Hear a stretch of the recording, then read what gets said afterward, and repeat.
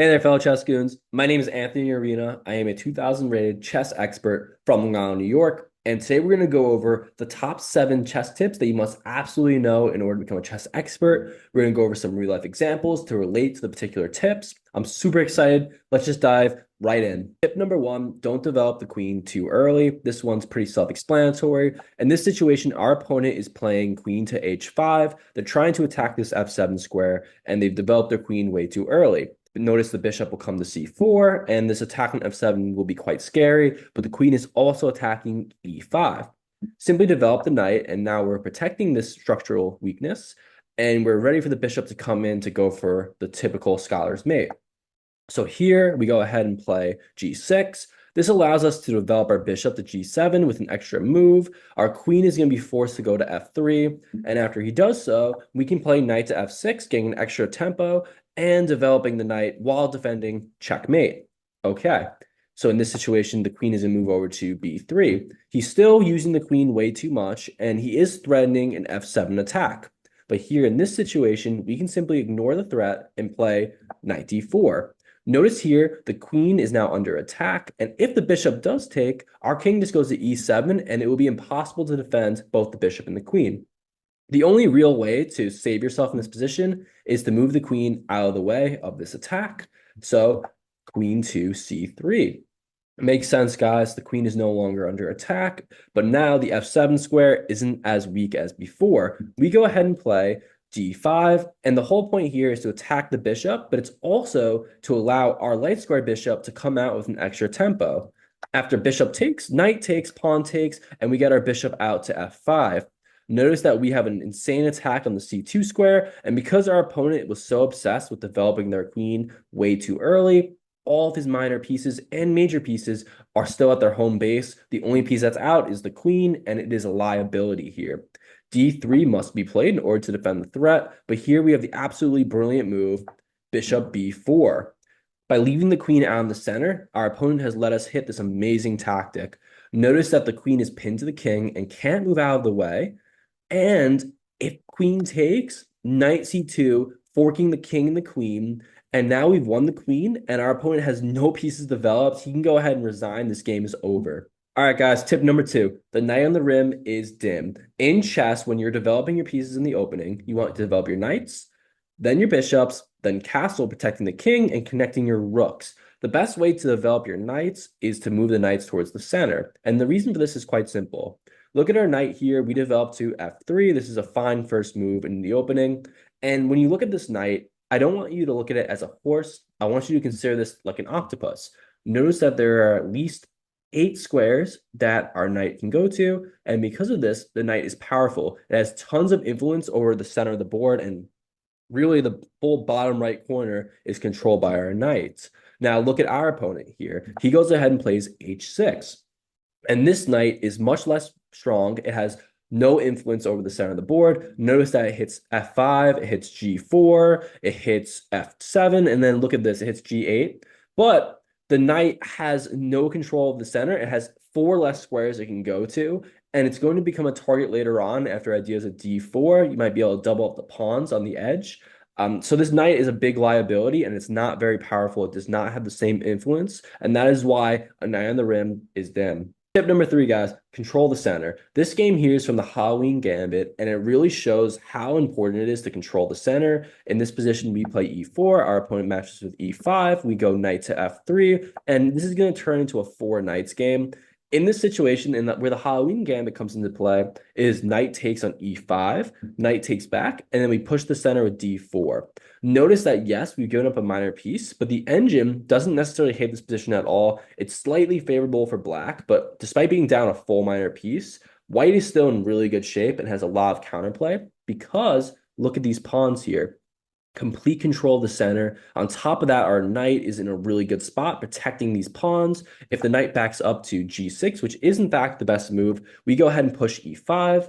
Our opponent is going to move his knight all the way back to g8. So the lack of development is really hurting our opponent, but also we have complete control of the center, and we're going to double down on that control with bishop to c4, creating an attack on f7. We may even consider sacrificing another minor piece, but notice that our clamps on the center are absolute, and our opponent is going to have a very tough time developing. For example, bishop to d6, not possible. The knight can't go to f6. This knight here doesn't have many good squares to go to. And yeah, we're down a minor piece, but what does our opponent have to really show for it when he can't even control the center? Tip number 4, always look for checks. In this position, our opponent is going to play f4, and you should intuitively know that this dark square diagonal here is a big weakness. And if we were to move our pawn to, let's say, e5 or e6, our queen would have the opportunity to check on h4.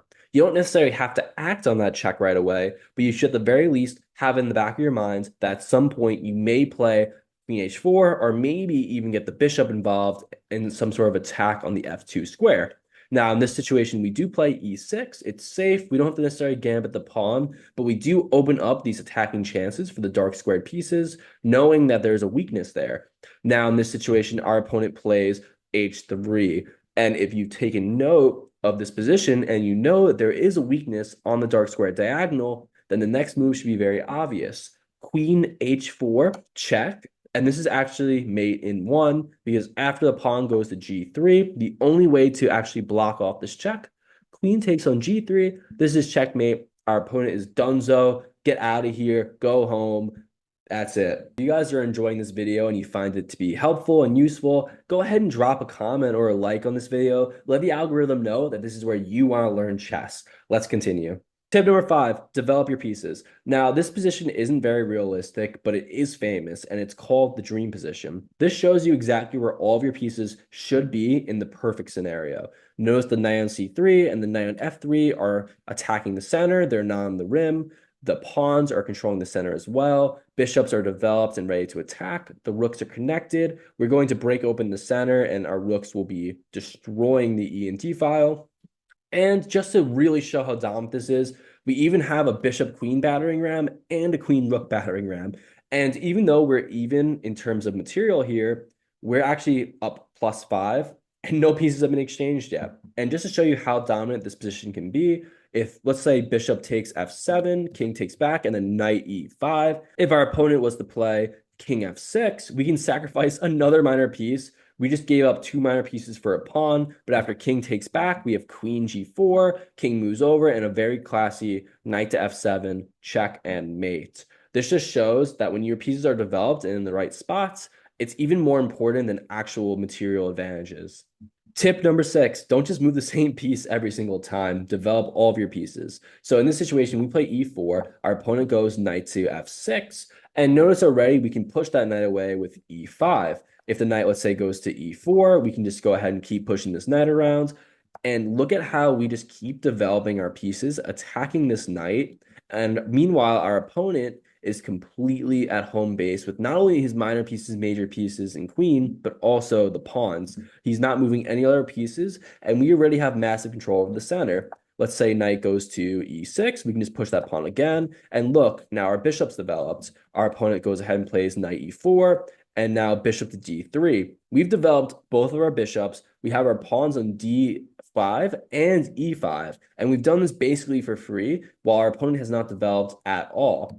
Now let's say f5, trying to at least protect the knight here. We go ahead and play f3, and the knight is also just trapped here. Notice he has nowhere to go, and we've immediately punished our opponent for not developing his other pieces and not developing strategically. Tip number 7, restrict your opponent's pieces. I know everybody wants to play very aggressive attacking style chess, but I want you to look at this position here and notice that there actually aren't many attacks that we can go for here. A famous quote by Garry Kasparov states that strategy is what to do when there's nothing to do, while tactics are what to do when there's something to do.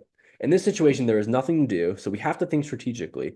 What is our opponent looking to do, and how can we stop it? Well, the queen rooks, I'm not too concerned about that, but I noticed that if the knight can get to, let's say, h4, he'd be attacking our queen, maybe even rook down to d6, and this could be a very devastating attack on the g2 square. So simply just playing g3 to restrict our opponent's movement. Now our opponent's knight has nowhere to go, and his control over the board has been greatly diminished by just pushing g3. Later on, I consider playing queen to e2 and maybe create this massive battering ram, and our knight will also be able to get into the action as well. Overall, guys, these are 7 tips that will absolutely help you get to the expert level. If you enjoyed this video, go ahead and let me know in the comments section, which of these tips do you find the most useful? And go ahead and smack that like button. If you like this video, you will definitely like 7 tactics that you should definitely know in order to get to the expert level. Stay classy, my friends. Until next time.